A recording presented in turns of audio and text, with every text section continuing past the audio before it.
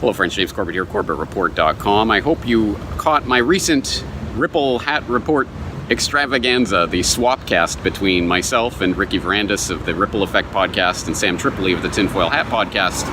And if you did, I hope you paid special attention to what Ricky Varandas had to say about the importance of the idea of online censorship.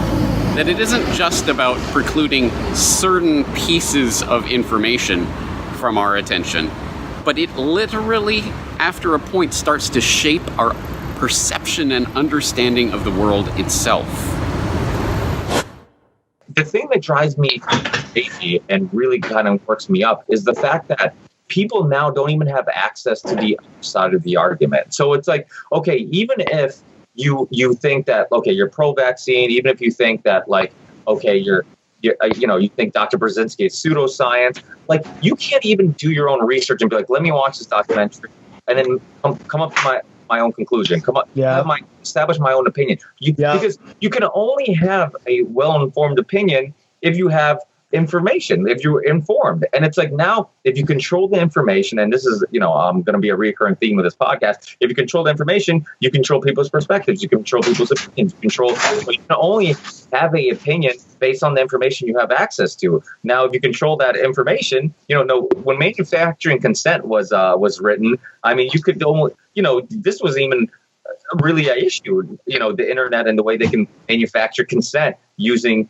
what we see and what's suggested and whatnot. I mean, you think about like YouTube, Google. I mean, they have more power and more influence over what's going on in the world than politicians, than laws, than anything.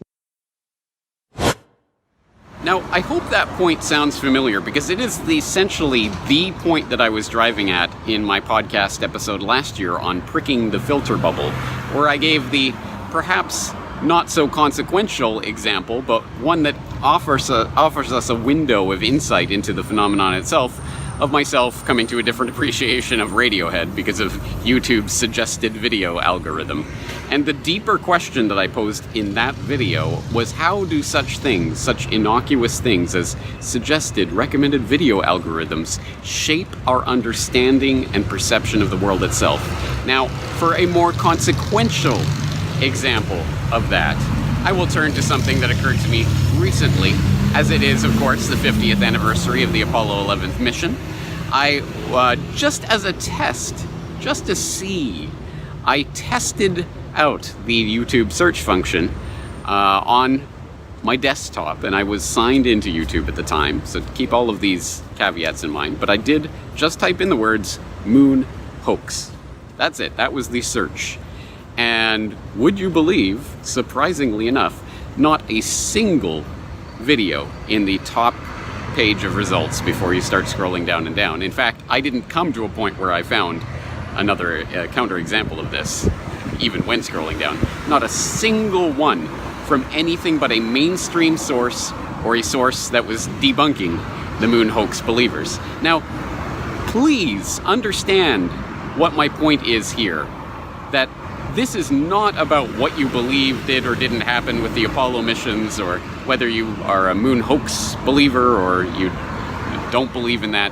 That is not the point of this particular example. The point is that as soon as I typed that in and I saw the search results that YouTube was giving me, and knowing, although I don't have a screenshot of this, but knowing that a few months ago, let alone a year or two ago, the first tier of results would have been nothing but documentaries and presentations from people describing the moon hoax as it was. Knowing that that change has occurred, I instantly knew, in the pit of my soul, I knew, that's it.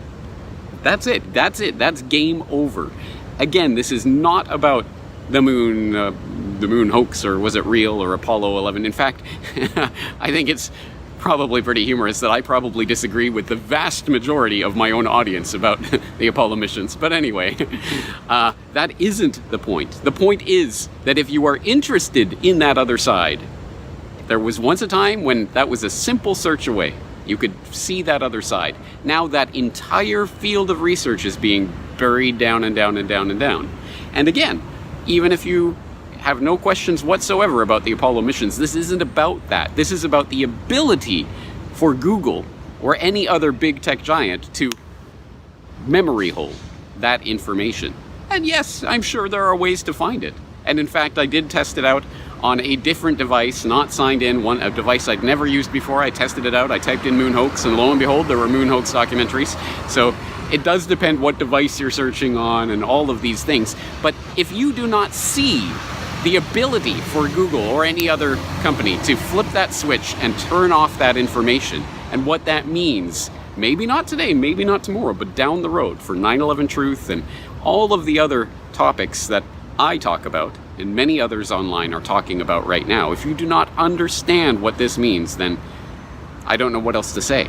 And yes, that information will still be there, even if it is not completely scrubbed from these controlled platforms, which I think down the road it probably will be. But even if it is not scrubbed, it will still be there in some form or other, either buried deep, so you have to search and scroll down for several hundred results before you find them, or on alternative outlets and platforms. But it will not be there at the simple click of a button on the well-traveled sites. And we all knew this is where it was going. But that moment of searching for that and finding nothing was the moment where that became a real, tangible reality to me. My children are going to grow up in a world where they're going to have to actively work to get this information. And maybe my children will, I'd like to think so. But the majority of humanity will not. We had the golden window of opportunity over the past decade to get this information out in a way that bypassed the gatekeepers and the normal controls. That window of opportunity is closed. It's gone. Change my mind. Tell me that this is no big deal, that everything's okay, that we're going to win somehow. I don't buy it. We will ultimately be able to get the word out, but not through these controlled platforms. Absolutely not. That window of opportunity is closed. It will be harder and harder now to hear voices like mine in this internet wilderness.